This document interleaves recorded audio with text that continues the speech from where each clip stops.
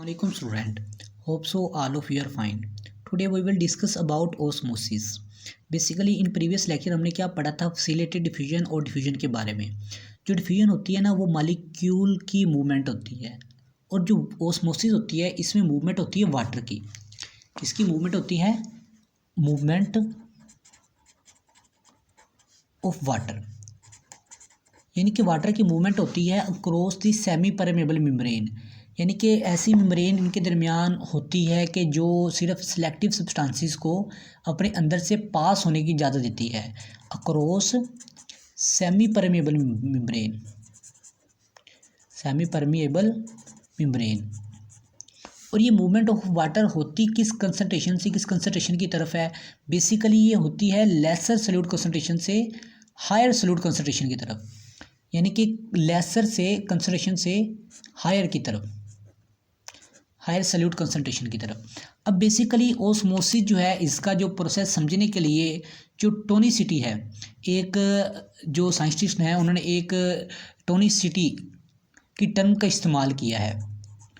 Tonicity, basically tonicity क्या है? ये टोनिसिटी है कंसंट्रेशन है, मिकदार है किनकी, किसकी? सॉल्यूट की सॉल्यूशन में, यानी कि कोई भी हमारे पास सॉल्यूशन दिया गया उसकी सॉल्यूट की मिकदार है किसी भी सॉल्यूशन में। अब बेसिकली सॉल्यूशन होता है जो है वो दो चीज़ों का मजमूआ होता है। सॉल्यूशन जो है उसमें दो चीज़ें होती है, एक होती है सॉल्यूट और एक होता है सॉल्वेंट। सॉल्वेंट, सॉल्यूट उस चीज़ को कहते हैं जो हमारे पास कम मिकदार में होती है और सॉल्वेंट उस चीज़ को कहते हैं जो हमारे पास ज़्यादा मिकदार में होती है। अब मिसाल के तौर पर अगर हम शुगर को पानी में मिक्स करते हैं तो उसमें जो शुगर है जो कम मिकदार में हमारे पास होती है वो होती है सॉल्यूट शुगर, और जो होता है सॉल्वेंट यानी कि वाटर होता है वो ज़्यादा मिकदार हमारे पास होता है, उसको हम कहते हैं सॉल्वेंट। तो बेसिकली इन दोनों चीज़ों का मजमूआ क्या कहलाता है? सॉल्यूशन कहलाता है। ठीक है, इस चीज़ को हम क्या कहते हैं? सॉल्यूशन। तो अब बेसिकली जो तीन टर्म्स जो इसमें सॉल्यूट की मिकदार है शुगर जो है ये होती है टोनिसिटी।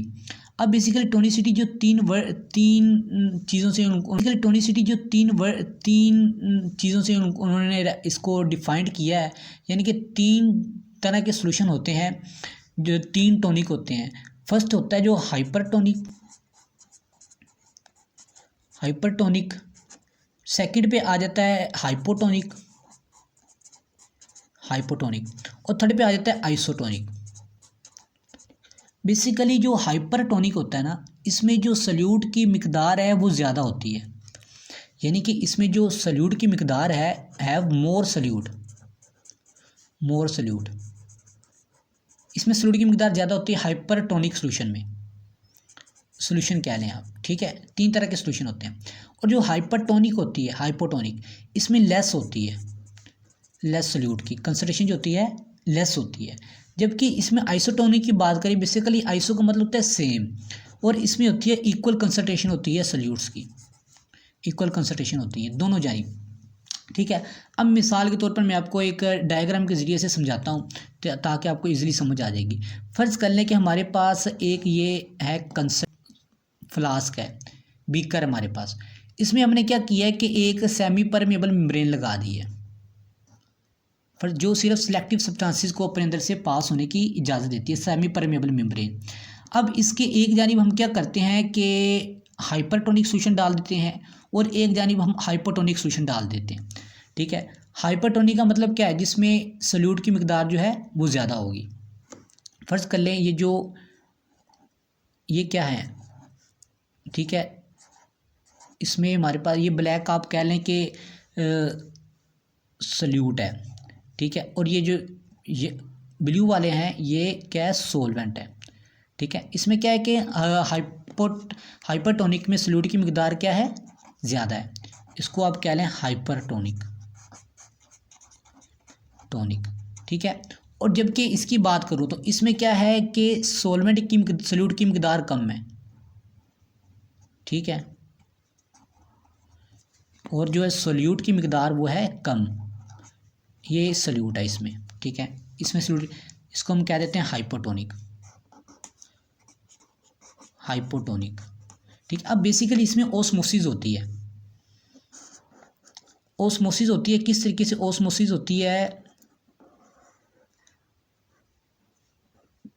अब क्या करेंगे, इसमें क्या कि सॉल्यूट की मकदार कम है ना, ठीक है। तो अब ये हमने ओस्मोसिस का फंक्शन पढ़ा है कि ओस्मोसिस बेसिकली लेसर से हायर की तरफ जाती है। इसमें लेसर सॉल्यूट कंसंट्रेशन है, ये किसकी तरफ जाएगी, हायर की तरफ, जहाँ पे ज़्यादा है, लेसर से हायर की तरफ जाएगी। तो फिर इसमें क्या हो जाएगी, इसमें और ज़्यादा सॉल्यूट की मकदार बढ़ जाएगी।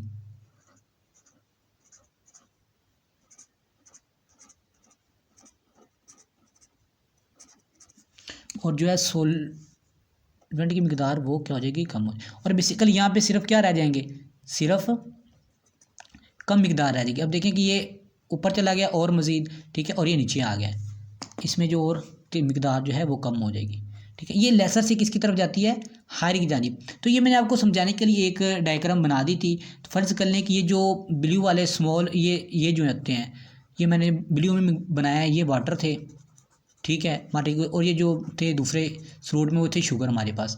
तो बेसिकली ये लेसर सॉल्यूट कंसनट्रेशन से हाई सॉल्यूट कंसनट्रेशन की तरफ इनकी वो होती है, मूवमेंट होती है वाटर मॉलिक्यूल्स की। तो बेसिकली ये था ओस्मोसिस हमारे पास, ठीक है। Okay, thank you.